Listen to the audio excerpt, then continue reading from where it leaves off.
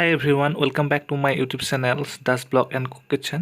আজি মই বনাবলৈ গৈ আছো chilli soyabean recipe with gravy.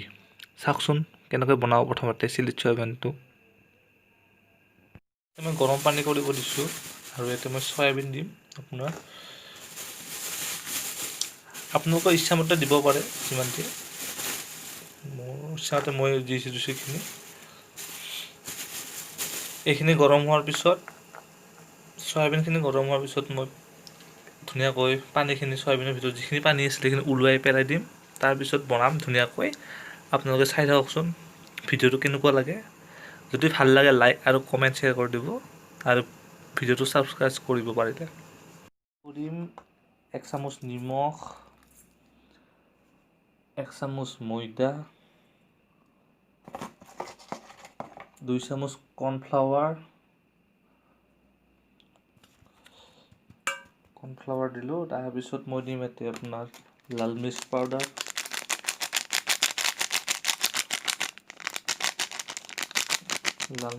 দিয়াৰ পিছত মই এতিয়া দিম আপোনাৰ আদা নহৰু পেষ্ট কৰি থৈ দিছোঁ, সেয়া দিম একেলগে ইয়াতে মিক্স কৰিলোঁ। আদা নহৰু পেষ্ট, জলকীয়াও আছে লগত এটামান। তাৰপিছত অলপ দিছোঁ মই ইয়াতে টমেটো চচ, চয়া চচ, অলপ দিলোঁ। তাৰপিছত মই ইয়াতে দিম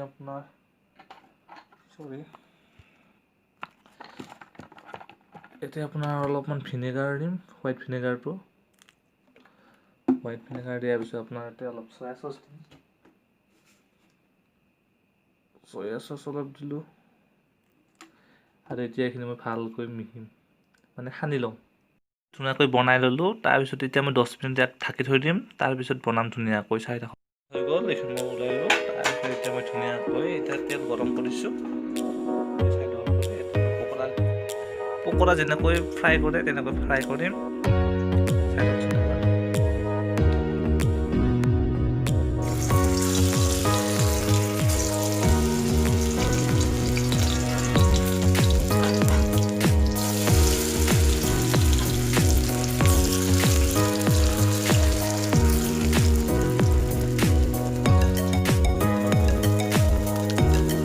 ফ্ৰাই কৰি আছোঁ।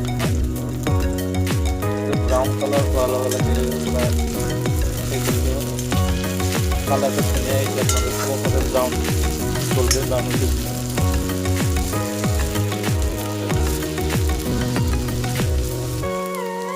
ফ্ৰাই হোৱাৰ পিছত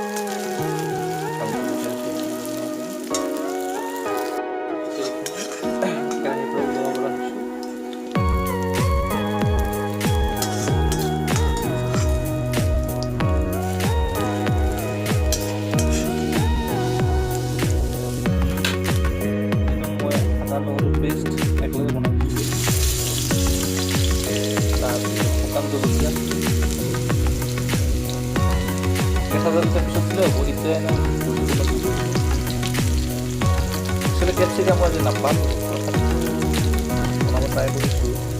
আলু দিলেও হয় নিদিলেও হয়, এইটো আপোনাৰ ইচ্ছা। আলু মই দিব ট্ৰাই কৰিছোঁ। ভাজি ল'ব লাগে ভালকৈ।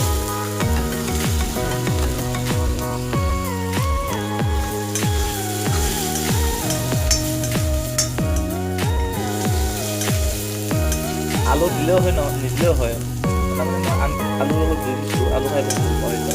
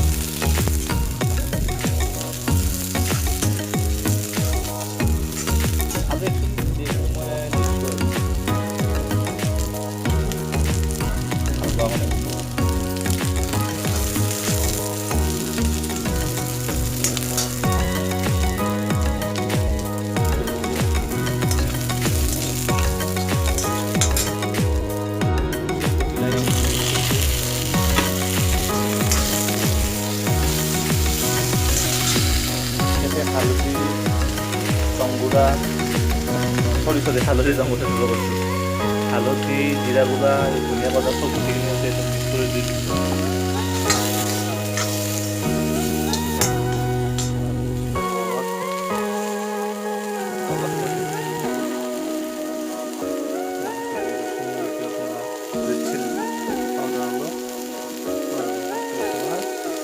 কাশ্মীৰী মছলা কালাৰৰ কাৰণে কাশ্মীৰী মছলাটো ভাল লাগে দিব কাৰণে মেইন বস্তু দিয়া নাছিলোঁ নিমখ অলপ নিমখ দিব লাগিছিল কৰিছিলোঁ এতিয়া দিলোঁ নিমখ তাৰপিছত হৈ গৈছে এইকাৰণে চয়াবিন ভজা চয়াবিনখিনি দি দিলোঁ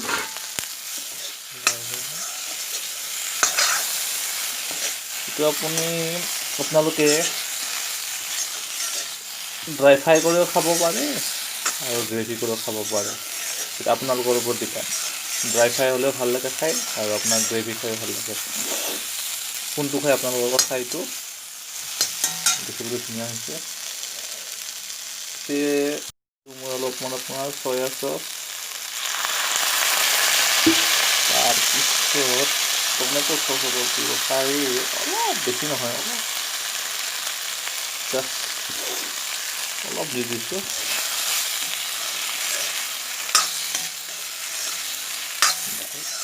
গ্ৰেভি কৰিলে পানী দিলেই হ'ল আৰু আপোনাৰ ড্ৰাই ফ্ৰাই খালে এনেকৈ খালে হয় মাত্ৰ 1-2 মিনিট সময় ইয়াক ভালকৈ ৰান্ধিলে হ'ল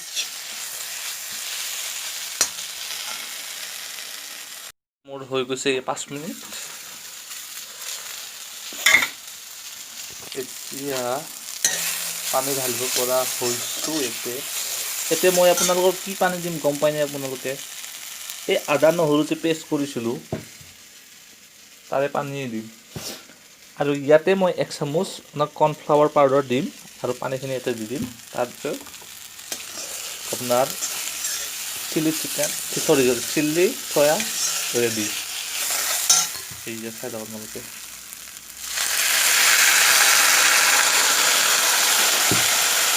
গ্ৰেভি বনালোঁ লাষ্টত মই ভাবিছিলোঁ ড্ৰাই ফ্ৰাই কৰি খাওঁ বুলি আৰু ভাবিলোঁ গ্ৰেভি বনাই খাওঁ ৰ'বচোন কেনেকুৱা লাগে খাওঁ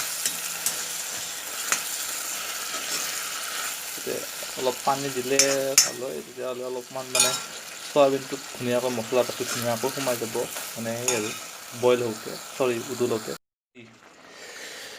এই যে আপোনালোকে দেখিছেনে এই পানী যে বুৰবুৰণিবোৰ উলিয়াই আছে এইটো কমিলে জাষ্ট আপোনালোকে হৈ গ'ল বনোৱা চ' ফাইনেলি খতম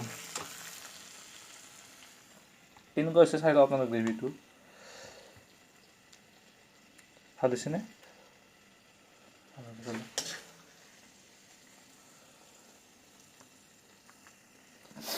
ৰুটি বা নানৰ লগত খাবলৈ ধুনীয়া হৈছে